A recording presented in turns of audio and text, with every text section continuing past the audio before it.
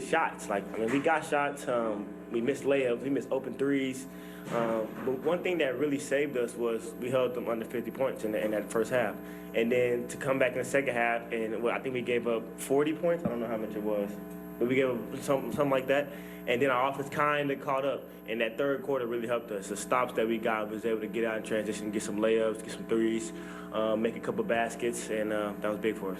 Tyrese, I know you want to have all your players with you when you play, but when you look back at this season and see how many games you guys played under man, do you look at that and say, hey, like, we really learned a lot from that and benefited from it? I think we did benefit from it. I mean, a lot of guys missed time. I missed a lot of time. JH missed a lot of time. The big fella missed.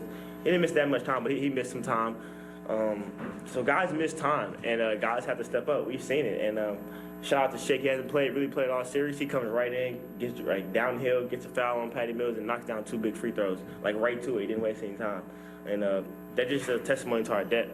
So we want everybody to be healthy. I think this is going to be big for us. This week we get some rest now. I think it's like a week or so. That's going to be huge. We got time to prepare our bodies, our minds, our scout, and different things like that. And then we just have time for everybody to relax and decompress and get ready to handle business. Tyrese, what's different about this team from last year? I think we're a little bit more together, and then having a full year of James Harden. I mean, last time we went to the playoffs, I think we only played like 20-something games together. And no matter how talented we were, I mean, that's an extremely hard task to ask, especially from our point guard, the guy who has the ball a lot. So he didn't know as much. But I think this year, everybody's bought in. Everybody knows kind of like what we're trying to get to, what we're running. Everybody knows their roles, and everybody's bought in, I feel like. And it starts with Joel, and he's the leader of this team. And for him, he texted the guys before the game and told us good luck, and we appreciate him for that. And we need him to get healthy. What is different with you mentioned having James the whole year, absolutely. Got that few weeks of him last year. What's been different having him over the course of the whole year as opposed to going to the playoffs for 6 or 8 weeks of preparation? I think the biggest thing is we know how to play with them. I mean, it's hard. It's an adjustment. I mean, he plays a certain type of way, and he has adjusted to playing with the big fella, playing with his team, and he's bought in 100%. And what he's done for this team is exceptional. But we also had to figure out like when we need the space, when we need to set, when we need to run into screens, or where we need to be when he has the ball. And I feel like it's really helped us as a whole. And then, defensively, we really bought in and locked into what we're doing defensively, bringing in Melt. He's been huge as well. And Tuck. So you mentioned Melt. What do you think he brought in, especially down the stretch of the game? Shoot, toughness. He was tough, and then he hit some big shots, man. I think he hit 2 threes in the fourth. I want to say. I may be wrong, but he hit 2 threes in the fourth. Then he hit a midi. I don't remember the last time I ever seen him hit a midi. But I'm like, that was great, dude. But anyway, then he had a tip, man. He tipped one in too. Like, it was huge, man. And his defense, just activity. He was active. He communicates as well. He helps us. He helps me. He helps James. He helps Tobias. Then him and PJ Tucker were now out there together.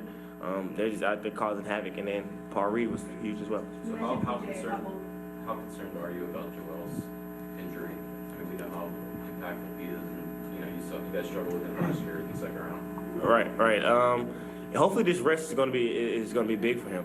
I mean, last year we had to kind of go straight into playing the second round matchup Miami, and that he was hurt. I think he hurt his face and thumb and so much stuff going on. But like this year we have some time, so hopefully he can get healthy.